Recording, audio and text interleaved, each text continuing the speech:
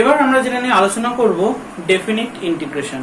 আমরা ইন্টিগ্রেশনের যখন টাইপস আমরা পড়ে এসেছিলাম তখন দেখেছিলাম ইন্টিগ্রেশন দুটো টাইপের হয়। একটা কি বলবো আমরা ইনডেফিনিট অনির্দিষ্ট সমাকলন, একটা হচ্ছে ডেফিনিট বা যেটাকে কি বলা হচ্ছে নির্দিষ্ট সমাকলন বলা হয়। তাহলে এই অনির্দিষ্ট আর নির্দিষ্টের মধ্যে পার্থক্যটা বলেছিলাম, অনির্দিষ্ট সমাকলনের ক্ষেত্রে একটা কনস্ট্যান্ট পার্ট থাকে, নির্দিষ্ট সমাকলনের ক্ষেত্রে কনস্ট্যান্ট পার্ট থাকে না। তখন আমি উল্লেখ করেছিলাম যে নির্দিষ্ট সমাকলনের ক্ষেত্রে যে কনস্ট্যান্ট পার্টটা থাকে না সেই সম্পর্কে আমরা পরবর্তী সময় আলোচনাটা করব। তাহলে এখানে আমরা এবার সেটা নিয়ে আলোচনা করব কি করে অনির্দিষ্ট সমাকলনের পরে নির্দিষ্ট সমাকলনের যেগুলো রয়েছে বা যেটাকে ডেফিনিট ইন্টিগ্রেশন বলা হচ্ছে সেগুলোকে আমরা সলভ করব কিভাবে, এবং তার কেন হঠাৎ করে কনস্ট্যান্ট পার্টটা থাকে না, সেই সমস্ত জিনিস নিয়ে কি করবো আমরা এখানে ডিটেলসে আলোচনা করব। তাহলে কিরকম, প্রথমে আমরা জানবো যে এই ডেফিনিট ইন্টিগ্রেশন করতে হয় কিভাবে, টুলসটা কি, প্রসেসটা কি। বলে রাখা ভালো যে ইনডেফিনিট ইন্টিগ্রেশন যদি কেউ করতে পারে তাহলে তার ক্ষেত্রে ডেফিনিট ইন্টিগ্রেশন করাটা এমন কিছু হাতে ঘোড়ার মাথা মুন্ডু বলে কিছু মনে হবে না। কারণ ডেফিনিট ইন্টিগ্রেশনের ক্ষেত্রে কি করতে হয়, শুধুমাত্র বাউন্ডারি গুলোকে কি করতে হবে, অ্যাড করতে হবে। কিন্তু প্রসেস সব ইনডেফিনিট ইন্টিগ্রেশনের ক্ষেত্রেও যা ডেফিনিট ইন্টিগ্রেশনের ক্ষেত্রেও সেম টু সেম, কোনো আলাদা কিচ্ছু নেই। শুধুমাত্র কি করতে হবে, বাউন্ডারি অর্থাৎ যে ভ্যালুগুলো দেওয়া থাকবে, যেগুলো lower limit and upper limit যে ভ্যালুগুলো দেওয়া থাকবে সেই ভ্যালুগুলো কি করতে হবে, শুধুমাত্র বসাতে হবে। তাহলে করে দেখা যাক। তাহলে আমরা একটা ইন জেনারেল একটা কেস নিয়ে আমরা আলোচনা করছি। সাপোজ আমি ধরে নিলাম ইন্টিগ্রেশন ওভার y dx, যেখানে x এর ভ্যালু a থেকে স্টার্ট হয়ে x এর ভ্যালু b থেকে কি হচ্ছে শেষ হচ্ছে। অর্থাৎ আমি বলেছিলাম নিচের পার্টটাকে বলা হয় লোয়ার লিমিট, উপরের পার্টটাকে কি বলা হবে, আপার লিমিট। যদি এই দুটো না থাকতো তাহলে তখন কি আসতো, তাহলে তখন হচ্ছে শুধুমাত্র y dx এর ইন্টিগ্রেশন করতাম, কিছু একটা ভ্যালু বেরোতো তার সাথে c যোগ করে দিতাম। কিন্তু এই ক্ষেত্রে কি আসে, এই ক্ষেত্রে যেটা আসে সেটা খুবই একটা ইন্টারেস্টিং জিনিস। প্রথম কথা হচ্ছে y dx এর যদি আমরা ইন্টিগ্রেশন করি দেখা গেল কিছু একটা বেরোলো, আমি জানি না যে কি অ্যান্সার বেরোবে, সেটা ডিপেন্ড করবে ভেরিয়েবলটার নেচার বা প্যাটার্নের উপর ডিপেন্ড করবে। তাহলে y dx এর ইন্টিগ্রেশন করে আমি ভাবলাম যে কিছু একটা ফাংশন বেরিয়েছে যেটা হচ্ছে g of x, কিছু একটা বেরিয়েছে যেটা g of x, এটা অ্যান্সার আমার বেরিয়েছে। কিন্তু আমরা কি বলেছিলাম যে যে কোনো ফাংশনেরই যদি আমরা ইন্টিগ্রেশন করি তাহলে তার সাথে কি থাকবে, একটা কনস্ট্যান্ট পার্ট জুড়ে থাকবে। ঠিক আছে, কনস্ট্যান্ট পার্ট জুড়ে দেওয়া যাক। তাহলে কনস্ট্যান্ট পার্টটা কি থাকলো, জুড়ে থাকলো। এবার কি করতে হবে, আমার এখানে লিমিটটা বসতে শুরু করবে। x = a থেকে কত অবধি বসতে শুরু করবে, x = b। তার মানে কি, তার মানে হচ্ছে যে একবার আমাকে x = a এখানে বসাতে হবে, আর একবার কত বসাতে হবে, x = b বসাতে হবে। কিন্তু বসাবোটা কিভাবে, কোন রকম ভাবে আমরা বসাবো, তাহলে সেই বসানোর নিয়মটা কি, প্রথমে আপার লিমিটটাকে বসাতে হয়।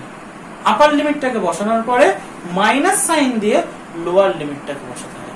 তাহলে কি রকম, তাহলে দেখা যাক। তাহলে সমান সমান g of x = যদি b হয় তাহলে g of b plus c minus g of a plus c। মানে প্রথমে বসাতে হবে আপার লিমিটের ভ্যালু, x যেখানে যেখানে থাকবে সেখানে আপার লিমিটের ভ্যালুটা বসিয়ে দিতে হবে, আর মাইনাস অফ লোয়ার লিমিট। এবার বারবারই বলে রাখছি এখানে যে সবসময় যে x এর রেসপেক্টে যে ইন্টিগ্রেশন করা হয় তা কিন্তু না। অনেক ভেরিয়েবল রয়েছে, সেই ভেরিয়েবলের রেসপেক্টে আমরা ইন্টিগ্রেশন করতে পারি, t এর রেসপেক্টে ইন্টিগ্রেশন করতে পারি।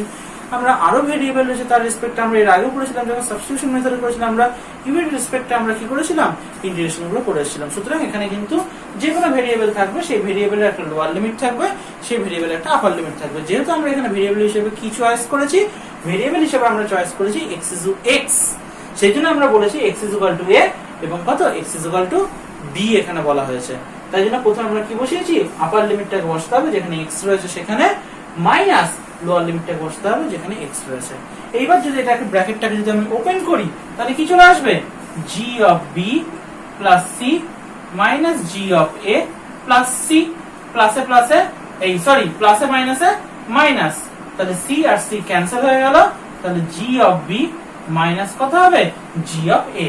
এখানে কোনো কনস্ট্যান্ট পার্ট থাকে না। কেন কনস্ট্যান্ট পার্ট থাকে না, কারণ আপার লিমিটেও একটা কনস্ট্যান্ট থাকে, লোয়ার লিমিটেও কনস্ট্যান্ট থাকে, সেই দুটো কনস্ট্যান্টের ভ্যালু ইকুয়াল হয়, সাবস্টিটিউট হয়ে যায়, সাবস্টিটিউট না সাবট্রাকশন হয়ে যায়, এবং সেক্ষেত্রে কি হবে, সেক্ষেত্রে সেই কনস্ট্যান্ট পার্টটা ক্যান্সেল আউট করে যাবে। এবং এই কারণের জন্যই বলেছিলাম যে ডেফিনিট ইন্টিগ্রালের ক্ষেত্রে জাস্ট অ্যান্সার আসবে, কিন্তু তার কোনো রকম ভাবে কনস্ট্যান্ট পার্ট কিন্তু থাকবে না, যেটা ইনডেফিনিট ইন্টিগ্রেশনের ক্ষেত্রে সবসময় থাকতো। আমরা কিছু নিউমেরিক্যালস এবার আমরা সলভ করব, তাহলে আমরা বুঝতে পারবো যে ডেফিনিট ইন্টিগ্রেশন গুলোকে বা ডেফিনিট ইন্টিগ্রাল গুলোকে সলভ করতে হয় কিভাবে। তাহলে ডেফিনিট ইন্টিগ্রালের ক্ষেত্রে আমরা আলোচনা করলাম যে ডেফিনিট ইন্টিগ্রালটাকে সলভ করতে হয় কিভাবে, তার একটা জেনারেল প্রসেস নিয়ে আমরা আলোচনা করেছিলাম। এবার কিছু এক্সাম্পল দিয়ে আমরা কি করব সেটাকে সলভ করার চেষ্টা করব। এখানে আমি তিনটে এক্সাম্পল নিয়ে আলোচনা করছি। এক নম্বর এক্সাম্পলে কি আসছে, integration over 0 to pi by 2 cos x dx। এবার অনেক সময় মনে হতেই পারে আগের বার তো লিখেছিলাম x is equal to a to x is equal to b। অনেক সময় কি হয় যে ভেরিয়েবলটা আমাদেরকে দিয়ে দেয়, সেই ভেরিয়েবলটাকে এইখানে আর উল্লেখ করে না, বুঝে নিতে হয় এইখানে 0 মানে x is equal to 0, এখানে pi by 2 মানে x is equal to pi by 2। এগুলো একটুখানি বুঝে নিতে হয়, কারণ যখন ডেফিনিট ইন্টিগ্রালের ক্ষেত্রে হয় ম্যাক্সিমাম ক্ষেত্রে সেগুলো এইরকম ভাবেই দেওয়া থাকে। হয়তো সেটা মেবি হতে পারে যে শর্টেজ অফ স্পেস, বা সেটা কম লেখার জন্য অনেক সময় এটা আমাদেরকে দিয়ে দেওয়া হয়। সুতরাং মাথায় রাখতে হবে যে ভেরিয়েবলটা আমাদের এখানে থাকবে, এই যে limiting value of that variable, ওই ভেরিয়েবল গুলোরই লিমিটিং ভ্যালু। এটা হচ্ছে x এর limiting value of lower limit, এটা হচ্ছে x এর limiting value of upper limit. ঠিক একই রকম ভাবে সেকেন্ড প্রবলেমটা নিয়ে আমরা আলোচনা করছি। sin of 4x dx integration করছি 0 to pi by 2 and gmm by r squared dr integration করব আমরা r to infinity।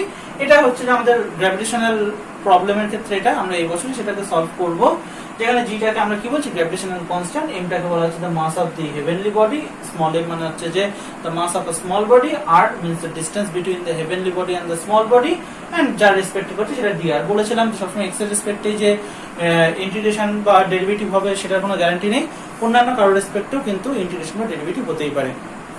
সেটার জন্যই একটা এক্সাম্পল হিসেবে আমি কিন্তু এটাকে চয়েস করেছি। তাহলে এক এক করে আমরা এগুলোকে সলভ করার চেষ্টা করি। খুব ইজি প্রসেস এগুলোকে সলভ করার জন্য।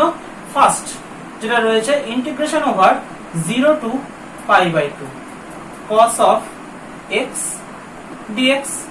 তাহলে আমরা জানি যে cos of x dx এর ইন্টিগ্রেশন করলে কত আসে, cos x এর ইন্টিগ্রেশন করলে আসবে শুধু sin x চলে আসে, কারণ sin x এর ইন্টিগ্রেশন করলে মাইনাস cos x, আর cos x এর ইন্টিগ্রেশন করলে শুধু sin x 0 to pi by 2।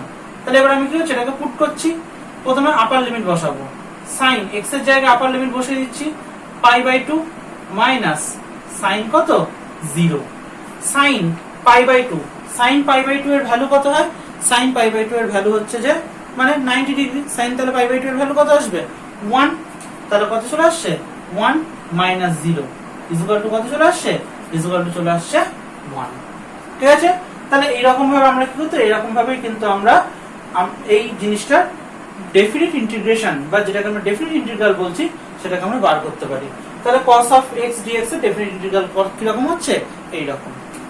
Next 2 নম্বর যে প্রবলেমটা আমাদের কাছে ছিল, সেই 2 নম্বর প্রবলেমটা অর্থাৎ কত, integration over 0 to pi by 4 sin of 4x dx, integration over 0 to pi by 4 sin of 4x dx। তাহলে খুব সিম্পল, এটাকে আমরা এক্সট্রাক্ট করে বার করে নিই। তাহলে কত আসে sin of 4x dx, এটা করলে কত আসবে 1/4 cos of 4x with a negative sign, কারণ sin এর ইন্টিগ্রেশন করলে কত আসে মাইনাস cos চলে আসে। তাহলে এটা পুরোটা ব্র্যাকেটের মধ্যে থাকবে 0 to কত আসবে pi by 4। আমরা চাইলে মাইনাসটা কি করতে পারি, বাইরে বার করেও নিতে পারি। তাহলে আমরা বাইরে বার করে নিই -1/4 টাকে, আমাদের কারণ কনস্ট্যান্ট পার্ট নিয়ে তো কোনো কাজ নেই। তাহলে cos of 4x এটা কত আসছে pi by 4, তাহলে মাইনাস কত 1/4 cos of 4x মানে কত আসবে 4 into pi by 4 মাইনাস কত আসছে cos of 0, তাহলে মাইনাস 1/4, এই 4 কেটে গেল, তাহলে cos pi মাইনাস কত cos 0, তাহলে মাইনাস 1/4 cos pi মানে হচ্ছে cos 180 ডিগ্রি, cos 180 ডিগ্রির ভ্যালু কত হয় -1, তাহলে কত আসছে -1 -1, তাহলে কত আসছে -1/4 into -2, মাইনাস মাইনাসে প্লাস, তাহলে 2/4 মানে কত চলে আসছে হাফ। তাহলে এটাই হয়ে গেল কি sin of 4x integration over 0 to pi by 4 এর ইন্টিগ্রেশন করলে কত আসছে হাফ। নেক্সট আমাদের কাছে যেটা থার্ড প্রবলেম রয়েছে, ভেরি ভেরি ইম্পর্টেন্ট প্রবলেম। এটা আমাদের গ্র্যাভিটেশনাল প্রবলেমের ক্ষেত্রে যে এসকেপ ভেলোসিটি, গ্র্যাভিটেশনাল প্রবলেমের জন্য যে এসকেপ ভেলোসিটি, সেই এসকেপ ভেলোসিটির জন্য কি করতে হবে, এইটাকে কিন্তু আমরা সলভ করব। সেখানে আমরা এখানে আগে থেকে এটাকে আলোচনা করছি যাতে ওইখানে করতে আমাদের কি হয় প্রচন্ড পরিমাণে সুবিধা হয়। তাহলে কি আসে 3 নম্বর প্রবলেম, তাহলে integration over r to infinity gmm by r square dr। তাহলে এখানে বোঝাই যাচ্ছে যে এখানে আমার কনস্ট্যান্ট পার্ট কোন কোনগুলো, জি এম এম, এগুলো সব কনস্ট্যান্ট, তাহলে সেগুলো বাইরে বেরিয়ে আসলো। তাহলে কত আসলো, G M m integration over r to infinity 1/r² dr। G M m 1/r² এর যদি আমরা ইন্টিগ্রেশন করি তাহলে এটাকে আমি একটুখানি তুলে নিয়ে লিখি, r⁻² dr। G M m integration over r to infinity, তাহলে কত আসবে 1/-2 + 1 r⁻² + 1 ইনটু কত, সরি এটা হবেও না, তাহলে এটা কত আসবে, এটা r টু ইনফিনিটি, কারণ আমরা এখানে কি করেছি, আমরা এখানে ইন্টিগ্রেশনটা করে দিয়েছি। r⁻² dr এর ক্ষেত্রে কত আসবে 1/-2 + 1 r⁻² + 1, লিমিটটা এখানে আমাদের বসে গেল। তাহলে কত হবে, G capital M small m, এখানে এবার কত আসছে 1/-2 + 1 মানে কত আসছে, -1 চলে আসছে।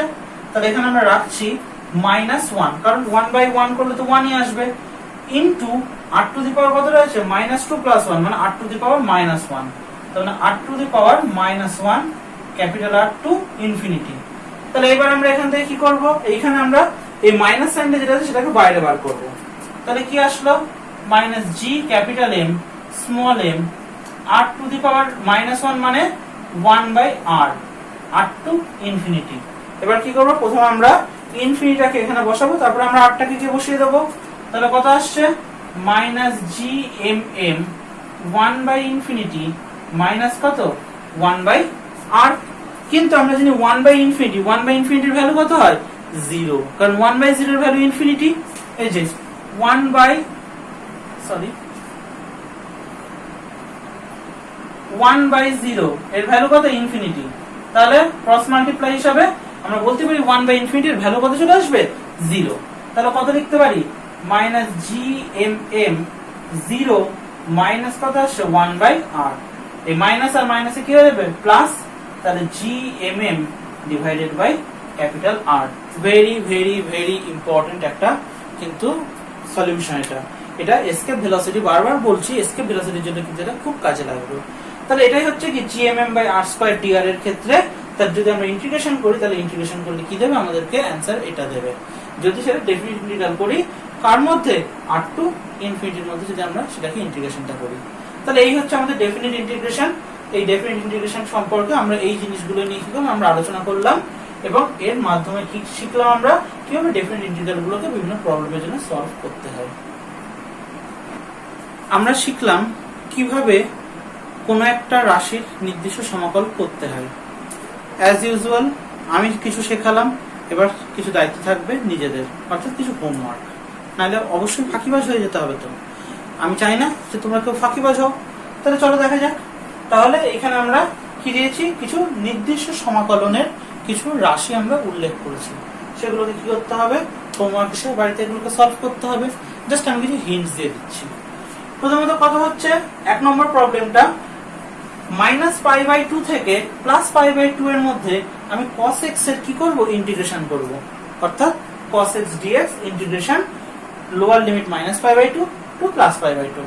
এটা খুবই সিম্পল, cos x টা কি চলে আসবে, sin x এ কনভার্ট হয়ে যাবে, x এর জায়গায় একবার -π/2 একবার +π/2 বসিয়ে দিতে হবে, আপার লিমিটটা আগে পরে মাইনাস এর লোয়ার লিমিট। 2 নম্বর q1 q2 divided by kr² dr এর ইন্টিগ্রেশন করছি লোয়ার লিমিটটা ইনফিনিটি থেকে আপার লিমিটটা r অবধি। এখানে বলে রাখা ভালো q1 q2 আর k এই তিনটেই হচ্ছে কনস্ট্যান্ট, তাহলে বাইরে বেরিয়ে চলে যাবে 1/r², ঠিক একটু আগে আমি যেটা করালাম gmm/r² ইনটু dr, সেইটার মতো করে কি চলে আসবে 1/r² dr, ওর ইন্টিগ্রেশন চলে আসবে। ইন্টিগ্রেশন চলে আসার পরে সেটা কি করতে হবে, এটাকে জাস্ট বসিয়ে দিতে হবে। নেক্সট কত আসে, 0 টু কত আসে, পাই cos² থিটা d থিটা। এই যে cos স্কয়ারের তো কোনো আমরা ফর্মুলা জানি না, আমরা cos থিটার ফর্মুলা জানি, সেটা হয় কত sin থিটা। এখানে কি হতে হবে, cos স্কয়ারটাকে আমাদেরকে ভেঙে নিতে হবে। কি করব, এখানে হাফ দিয়ে এখানে 2 দিয়ে মাল্টিপ্লাই করে দিতে হবে, দিয়ে চলে আসবে কত 2 cos স্কয়ার থিটা। সেই 2 cos স্কয়ার থিটাটাকে আমরা ফর্মুলায় ফেলে দেব বা ভেঙে দেব।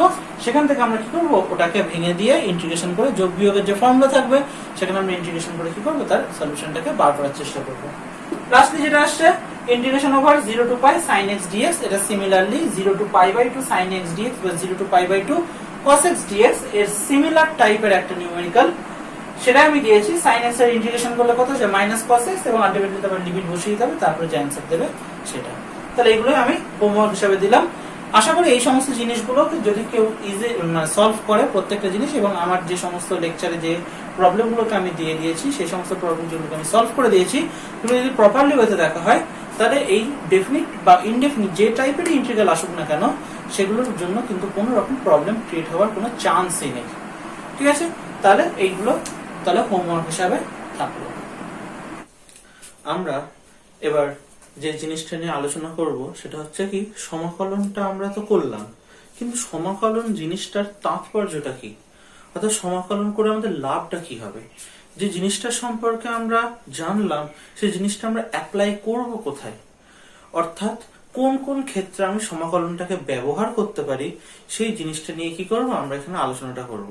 কিন্তু তার আগে আমাদেরকে জানতে হবে এই সমাকলন করে আমাদের আসলে অঙ্কের ক্ষেত্রে কোন দিকটাতে আমরা লাভবান হয়ে থাকি।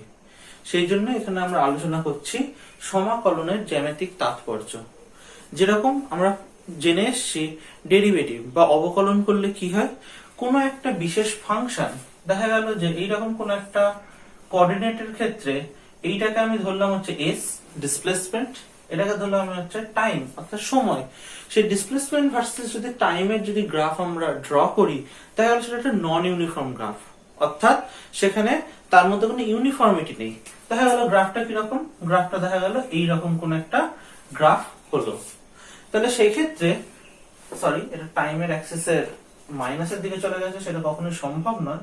যা এইরকম কোন একটা গ্রাফ নিয়ে আমি আলোচনা করছি, তাহলে সেই ক্ষেত্রে কি আসবে, সেই ক্ষেত্রে ডেরিভেটিভ বা অবকলনের তাৎপর্য কি ছিল, যে এর মধ্যে টি খুব একটা ছোট একটা স্মল টি বা ডেল্টা টি যেটাকে বলা হয় টাইমের গ্যাপ বা টাইম ইন্টারভাল, সেটা যদি খুব ছোট করে নেওয়া হয়, অর্থাৎ এইখানে যদি খুব ছোট করে একটা পোর্শন নিয়ে নেওয়া হয়, তার জন্য যদি এইখানে এস এর অর্থাৎ এইটাকে আমরা কি বললাম ডেল্টা এস, এটাকে আমরা কি বললাম ডেল্টা টি, তাই ডেল্টা টি টাইমের জন্য কতটা পরিমাণে আমার ডিসপ্লেসমেন্ট হলো ডেল্টা এস, তাহলে তার যে রেশিও অর্থাৎ ডেল্টা এস বাই ডেল্টা টি, এটাকে আমরা কি বলতাম, এটাকে আমরা বলতাম ভি, কখন যদি টাইমের গ্যাপটা খুবই ছোট হতো, এবং সেখান থেকে আমরা দাবি করে এসেছিলাম ডিএস ডিটি ইজুয়াল টু কত, ইজুয়াল টু হয়ে থাকে V.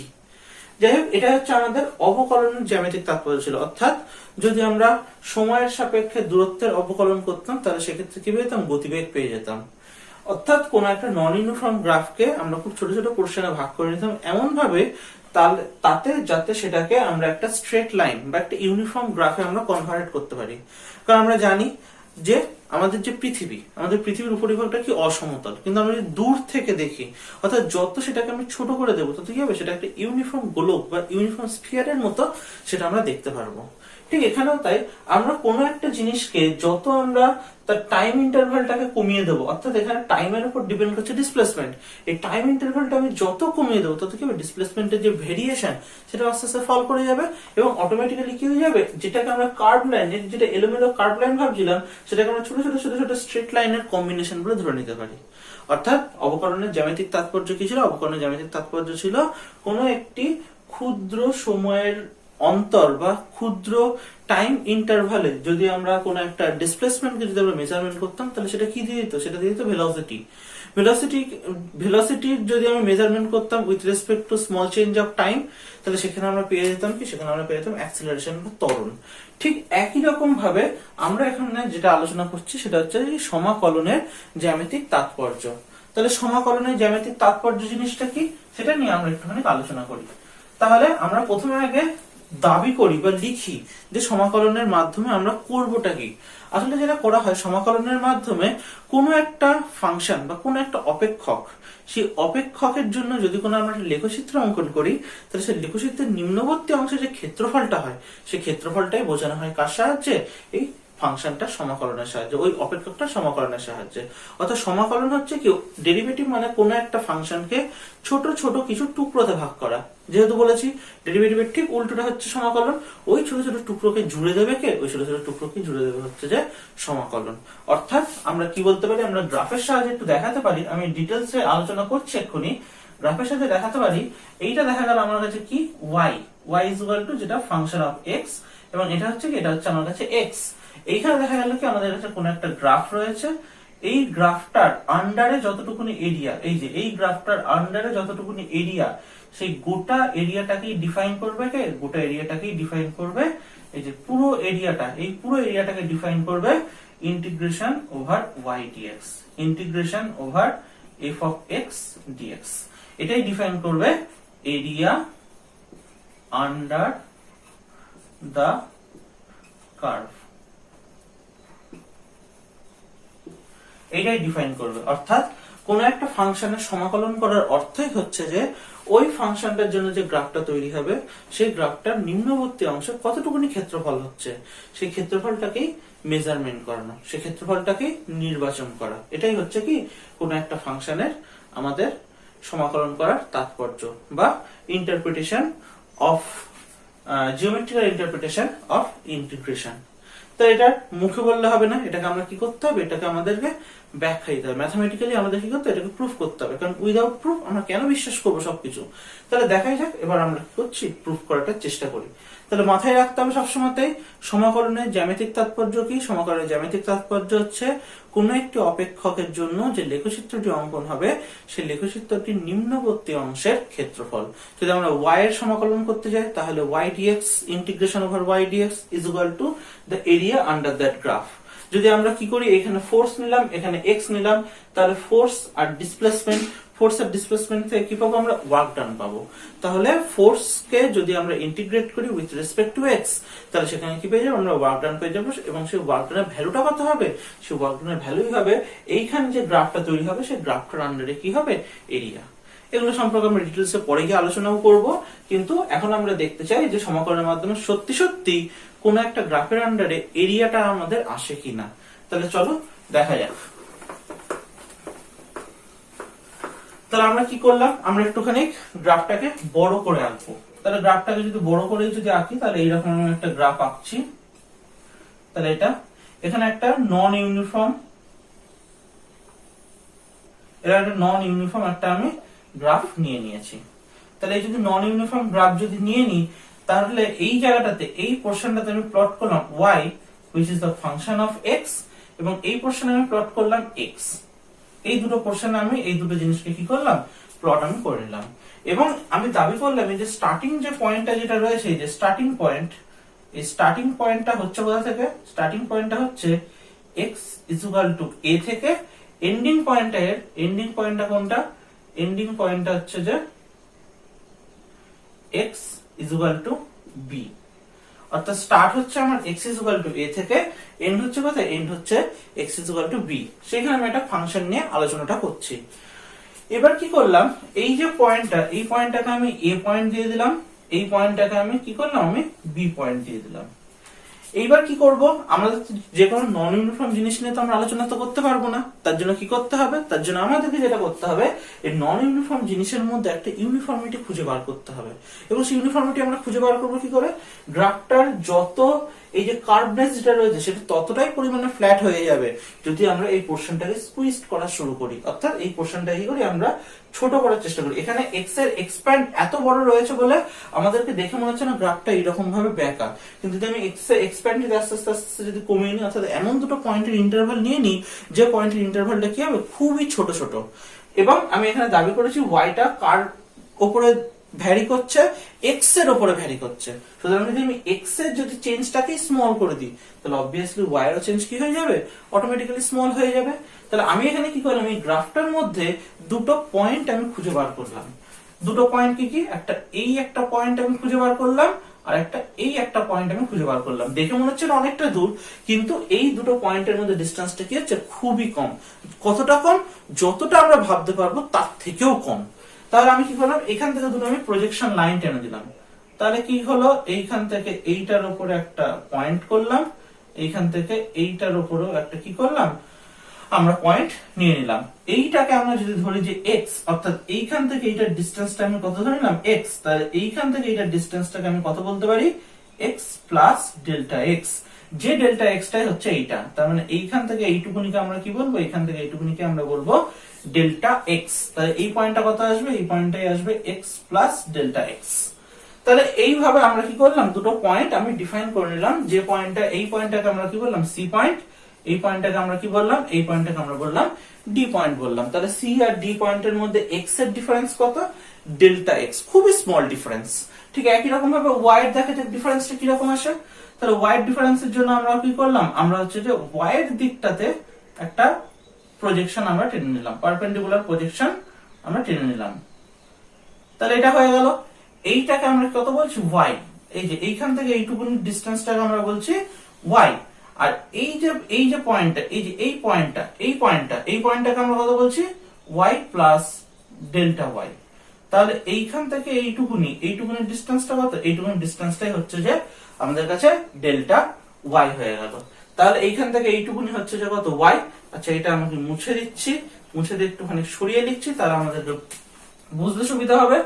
y is equal to function of x, যেটা এদিকে আমরা প্লট করেছিলাম।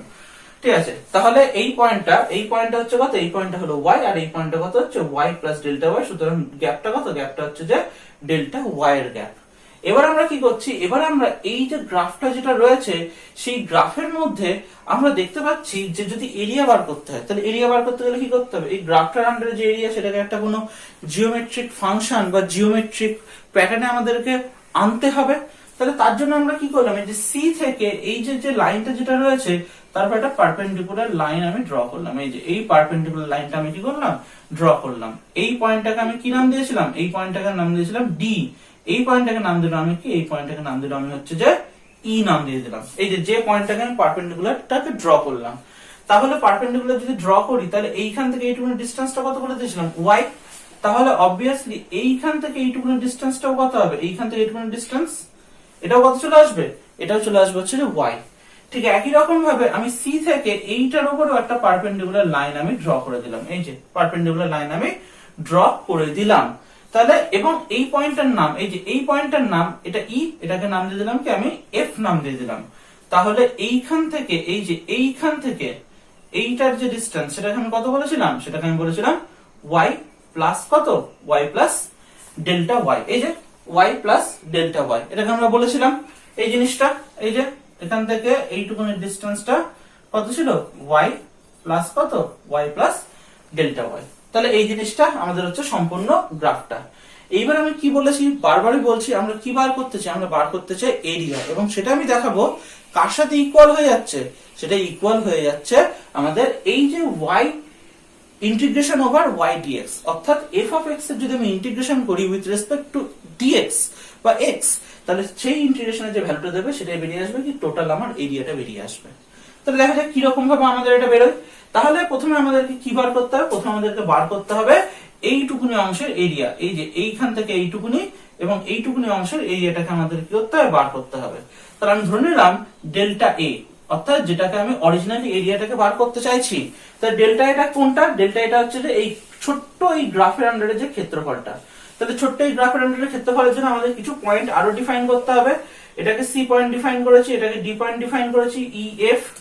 এই যে পয়েন্টটা, এই পয়েন্টটাকে আমি জি পয়েন্ট বলে ডিফাইন করলাম, C D E F G. আর এই পয়েন্টটাকে আমি কি বললাম, এই পয়েন্টটাকে আমি এইচ বলে ডিফাইন করলাম। তাহলে ডেল্টা এ মানে আমি কি বলতে পারি, ডেল্টা এ মানে আমি বলতে পারি যে সি ডি জি এইচ, এই অংশটার ক্ষেত্রফল। তাহলে কত আসবে, the area of C D, এই যে C D G H, C D G H. তাহলে ডেল্টা এ মানে কি হচ্ছে, সি ডি জি এইচ এর ক্ষেত্রফল। কিন্তু এখানে আমি আরো কিছু ক্ষেত্রফল নিয়ে আলোচনা করছি। কোন কোনটা ক্ষেত্রফল হচ্ছে, একটা সি ই জি এইচ এর একটা ক্ষেত্রফল রয়েছে, আর একটা ক্ষেত্রফল কত রয়েছে, এফ ডি জি এইচ, এটার একটা ক্ষেত্রফল রয়েছে। তাহলে যাই হোক, আমরা তাহলে সেই সমস্ত জিনিস নিয়ে আলোচনা করব। কিন্তু এইখানে ভালো করে দেখলে দেখতে পাওয়া যাবে, এই যে ডেল্টা যেটা আমরা বললাম সি ডি জি এইচ, এর যা ক্ষেত্রফল হবে, তার থেকে এই যে নিচের অংশটা যেটা আমি বলছি, কোনটা, সি ই জি এইচ, সিই জি এইচ, এর ক্ষেত্রফলটা কি হবে, বেশি হবে না কম হবে, অবভিয়াসলি ডেল্টা এর থেকে কি হবে, একটুখানি কম হবে। তাহলে আমি এখানে বলতেই পারি the area of what? CEGH. CEGH is less than কার থেকে ছোট? the area of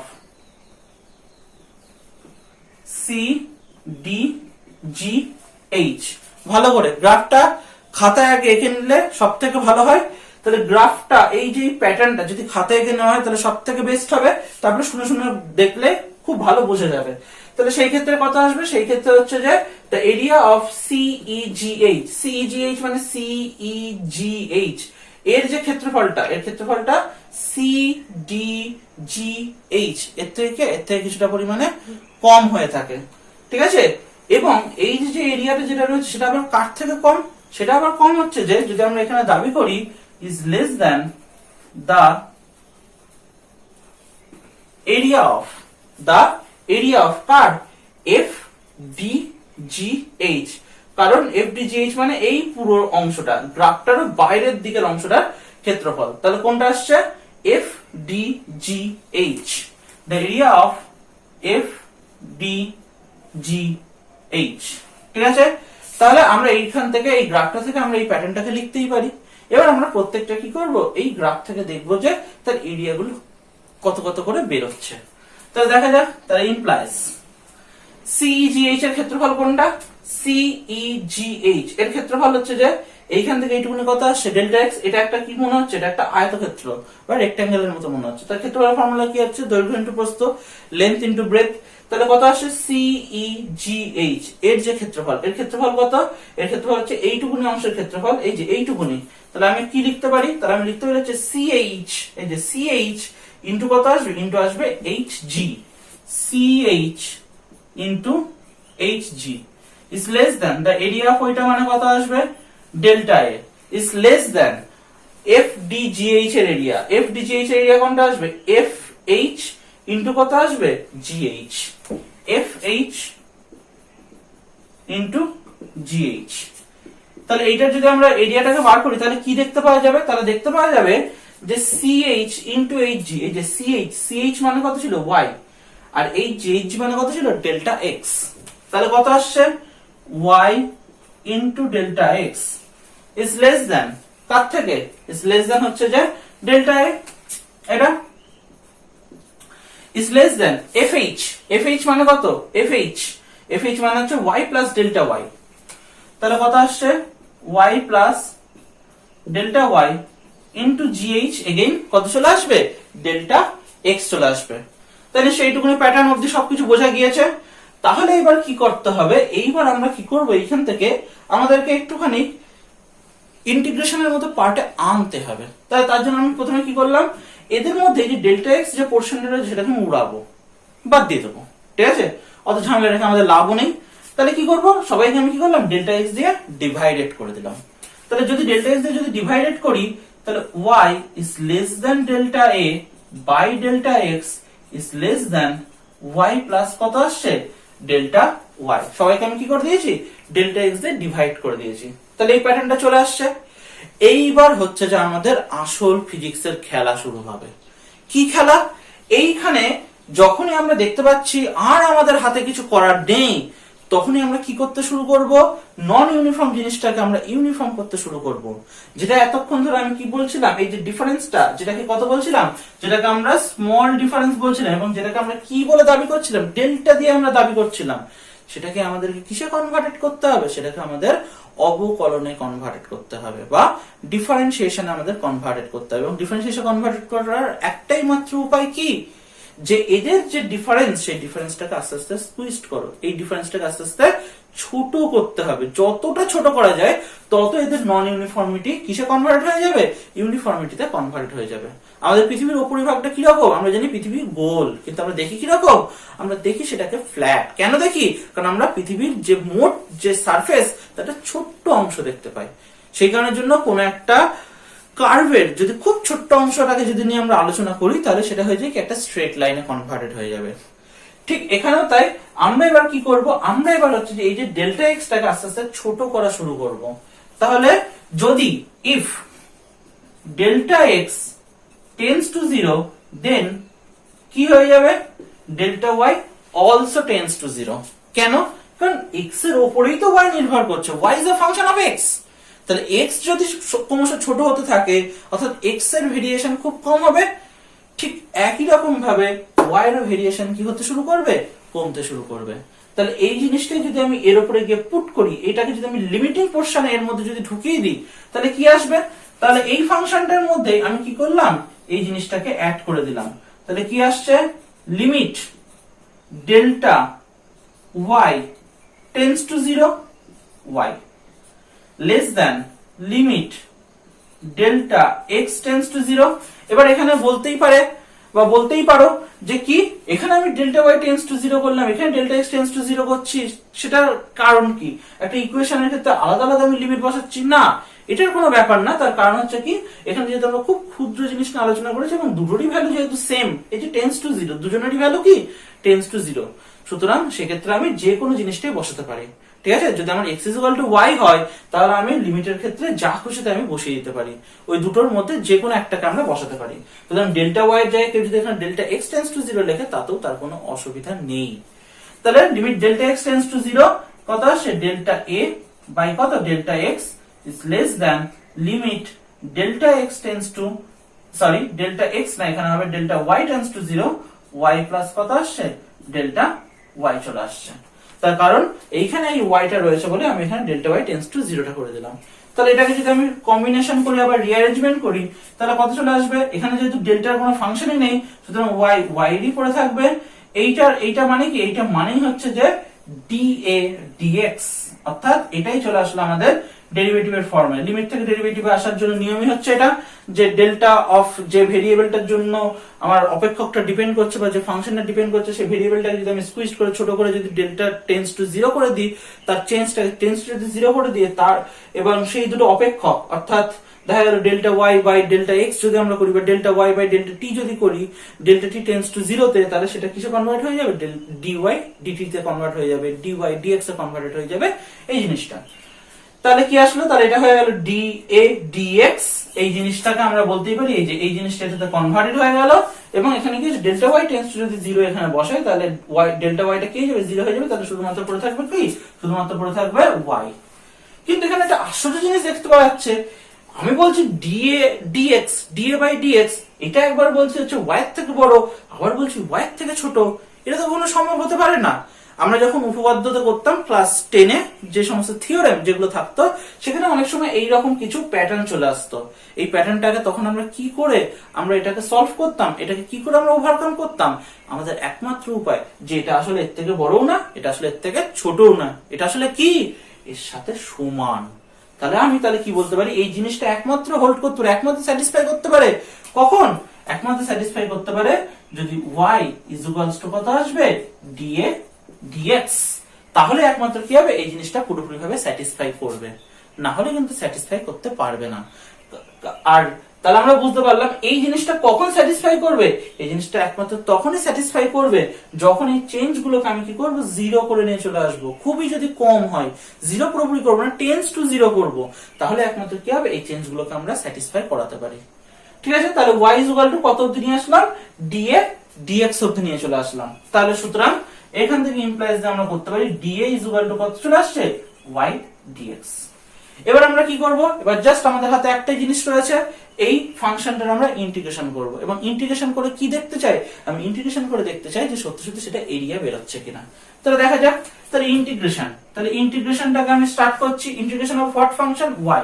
তাহলে ইন্টিগ্রেশন ওভার y dx, ফাংশনটা স্টার্টিং শুরু হচ্ছে x is equal to a থেকে, এন্ডিং কোথায় হবে, এন্ডিং হবে হচ্ছে যে x is equal to b। এই যে আমি বলে দিয়েছি ফাংশনটা স্টার্ট হচ্ছে x is equal to a থেকে, ফাংশনটা শেষ হচ্ছে কোথায়, x is equal to b তে গিয়ে শেষ হচ্ছে। তাহলে is equal to integration over x is equal to a to x is equal to b। এই যে y মানে y dx মানে কত, y dx মানে হচ্ছে dA। তাহলে ইজ ইকুয়াল টু d এর ইন্টিগ্রেশন করলে কত হয়, a চলে আসে, a কত, x is equal to a থেকে x is equal to b is equal two, এইবার আমরা কি করব, a মানে কি, a মানে হচ্ছে area at x is equal to a point, আর area at x is equal to কত আসে, b পয়েন্ট। মানে x ইজ ইকুয়াল টু এই যে b পয়েন্ট, এই কার্ভটার আন্ডারে যে এরিয়াটা রয়েছে তার থেকে আমাকে x is equal to a তে এই কার্ভড আন্ডারের এরিয়াটা কি করতে বিয়োগ করতে হবে। তাহলে the area under the curve at x is equal to b minus the area under the curve at x is equal to a। তার মানে কি করলাম আমরা, এই যে এইখানে এই যে কার্ভটার আন্ডারে যে এরিয়া রয়েছে x is equal to b পয়েন্টে কোন এরিয়াটা রয়েছে সেটাকে বার করলাম, আর x is equal to a পয়েন্টে কোন এরিয়াটা রয়েছে সেটাকে বার করলাম। x is equal to b পয়েন্টে কোন এরিয়াটা রয়েছে, এই কার্ভটার আন্ডারে এই সমস্ত এরিয়াটা রয়েছে, যে সমস্ত এরিয়াটা রয়েছে। আর x is equal to a তে কোন এরিয়াটা রয়েছে কার্ভটার আন্ডারে এই পাশের অংশটুকু এরিয়া, সুতরাং x is equal to a তে কোনো এরিয়াটাই নেই। তাহলে কি বলতে পারি আমরা, the area under the curve minus কত, মাইনাস হচ্ছে 0, অর্থাৎ x is equal to b পয়েন্টে কি রয়েছে কার্ভটার পুরো এরিয়াটা রয়েছে। এই যে x is equal to b পয়েন্টে কার্ভটার পুরো এরিয়াটা রয়েছে, but x is equal to a পয়েন্টে কার্ভটার কি কোনো এরিয়া রয়েছে, না, কার্ভটার কোনো এরিয়া কিন্তু নেই। তাহলে কার্ভটার এরিয়া না থাকলে সেটাকে আমি কত করেছি 0। তারপরের লাইনে কি করব, is equal to the area under the curve, অর্থাৎ এই যে লেখচিত্রটা নিয়ে যেটা আমরা আলোচনা করলাম, সেই লেখচিত্রটার যদি আমরা ইন্টিগ্রেশন বার করি তাহলে সেই ইন্টিগ্রেশনের ভ্যালুটা কত দিচ্ছে, সেই ইন্টিগ্রেশনের ভ্যালুটা দিচ্ছে সেই যে ফাংশন সেটাকে নিয়ে আমি যে গ্রাফটাকে ড্র করেছি সেই গ্রাফটার আন্ডারে এরিয়াটাকে দিয়ে দিচ্ছে। তাহলে এইভাবে কি করলাম, আমরা এটাকে প্রুফ করলাম। যদি আমাদেরকে বলে what is the geometrical interpretation of the integration বা সমাকলনের জ্যামিতিক তাৎপর্য কি, তাহলে সেই ক্ষেত্রে আমাদের কি করতে হবে, এই জিনিসটা আমাদের কিন্তু পরপর ভাবে করতে হবে। তাহলে কি করলাম, জাস্ট একবার আমি জিনিসটা করে বলে দিই। তাহলে একটা কোনো ফাংশন আমি ড্র করেছি, ফাংশনের গ্রাফ ড্র করেছি, সেই ফাংশনের স্টার্টিং আর এন্ডিং পয়েন্টটাকে আমি ডিফাইন করে নিয়েছি। সেই ফাংশনের ভেতরে দুটো পয়েন্ট আমি কি করেছি এখানে ডিফাইন করেছি, যেটা আমি বলেছি সি এন্ড ডি। তাদের মধ্যে যে ডিসটেন্স সেটাকে আমি কত করেছি, এক্স এর দিক থেকে ডেল্টা এক্স, ওয়াই এর দিক থেকে ডেল্টা ওয়াই, এবং তারপরে তার আমি এরিয়া বার করার চেষ্টা করেছি, ডেল্টা এ দিয়ে এরিয়া বার করার চেষ্টা করেছি। এবং এখানে কি করেছি, আরো দুটো এরিয়া আমি ধরে নিয়েছি, একটা ছোট এরিয়া একটা বড় এরিয়া ধরে নিয়েছি। এইবার তারপরে কি করেছি, এইখানে আমরা এইরকম ভাবে নিয়ে এসেছি এই জিনিসটাকে। তাহলে y ইজ লেস দ্যান, তারপরে আমরা দেখতে পারলাম যে ডেল্টা x দিয়ে ভাগ করে দেওয়ার পরে y is less than delta a delta x less than y plus delta y, এবং তখন আমরা লিমিটিং কন্ডিশন অ্যাপ্লাই করেছি। এই কন্ডিশনটা অ্যাপ্লাই করার পরে এটার ক্ষেত্রে কি দেখতে পাওয়া গেল যে y is less than dA dx is less than y, কিন্তু এটা একমাত্র স্যাটিসফাই করবে কখন, যদি y is equal two dA dx হয় এবং dA ইজ ইকুয়াল টু, তাহলে আমরা এখান থেকে বার করে রাখলাম y dx, এটাকে আমরা বার করে রাখলাম। তাহলে এইবার কি আসছে, এইবার যেটা আমরা করলাম এই ফাংশনটার ইন্টিগ্রেশন করলাম এবং দেখতে পারলাম কি যে এখানে দুটো পার্ট আসছে, একটা আসছে এই গ্রাফের এই এক্সট্রিম পয়েন্টে আন্ডারে যে এরিয়া মাইনাস গ্রাফের ফার্স্ট পয়েন্ট বা লোয়ার লিমিট পয়েন্টে যে area. Lower limit point area যেহেতু ভ্যালু 0, কারণ এর আন্ডারে এই গ্রাফটার লোয়ার লিমিটের আন্ডারে কোনো এরিয়া নেই, কারণ এই পাশের এরিয়াটা কত, গ্রাফের আন্ডারে এরিয়াটা হচ্ছে 0, আর হচ্ছে আপার লিমিটের আন্ডারে এরিয়াটাই রয়েছে আসলে গ্রাফের আন্ডারে যে এরিয়াটা। ঠিক আছে, তাহলে সুতরাং চলে আসলো কি যে integration over y dx is equal to the area under the curve. তার মানে এই যে সমাকলনের জ্যামিতিক তাৎপর্যই হচ্ছে এটা, যে কোনো একটা ফাংশন যদি আমরা ড্র করি, ফাংশনের গ্রাফ যদি আমরা ড্র করি, সেই ফাংশনের সমাকলন করার অর্থই হচ্ছে সেই ফাংশনের আন্ডারে কতটা পরিমাণে কি হয়েছে আমার এরিয়া তৈরি হয়েছে সেটাকে আমাদের বার করা। তাহলে এইরকম ভাবে আমরা কি করতে পারি, এরকম ভাবে আমরা দেখবো পরবর্তীতে ওয়ার্ক ডান আমাদেরকে বার করতে হবে, এবং আরো বিভিন্ন ধরনের, যেখানে হচ্ছে যে কোনো একটা স্প্রিং কে যদি আমরা এক্সটেন্ড করি বা যদি তাকে যদি আমরা কন্ট্রাক্ট করাই, সংকুচিত করাই, তাহলে তার জন্য কতটা পরিমাণে তার মধ্যে পোটেনশিয়াল এনার্জিটা জমা হবে, সেই সমস্ত জিনিস কি করতে হবে আমাদের কিন্তু এখান থেকে বার করতে হবে। কিরকম প্রসেসে, through out the integration of that graph. ঠিক আছে, এছাড়াও থার্মোডাইনামিক্স তো এই সমস্ত জিনিসের তো খুব অ্যাপ্লাই আমাদের করতেই হবে। সুতরাং this is the very very important time, যে টাইমে কি করতে হবে আমাদের কিন্তু ম্যাথমেটিক্যাল ফিজিক্সের এই পার্টগুলো কিন্তু খুব ভালোভাবে আমাদের জেনে রাখতে হবে। যদি ভালোভাবে না জানা যায়, বারবারই বলা হচ্ছে ফিজিক্সটা কিন্তু খুব বার্ডেন বলে তখন মনে হবে, কিন্তু physics is a very beautiful subject. ফিজিক্সের মধ্যে এমন কোনো কিন্তু চাপ বা এমন কোনো কিন্তু কষ্টের কোন জায়গা নেই। শুধুমাত্র কি করতে হবে আমাদেরকে, যেটা আমি বারবার বলেছি, একটা নির্দিষ্ট প্যাটার্ন আমাদের পড়াশোনা করতে হবে। তার মধ্যে একটা পার্টই হচ্ছে যে ম্যাথামেটিক্যাল ফিজিক্স। ম্যাথামেটিক্যাল ফিজিক্স কিন্তু খুব ভালো করে বুঝতে হবে ফিজিক্সটা বোঝার জন্য, এবং তার নিউমেরিক্যাল সলভ করার জন্য, বিভিন্ন ধরনের থিওরির বিভিন্ন প্রবলেমস গুলোকে বোঝার জন্য আমাদের কি করতে হবে, এই পার্টগুলো কিন্তু খুব ভালো করে নিয়ে আলোচনা করতে হবে। যাই হোক, এটাই হচ্ছে যে আমাদের জিওমেট্রিক্যাল ইন্টারপ্রিটেশন অফ ইন্টিগ্রেশন।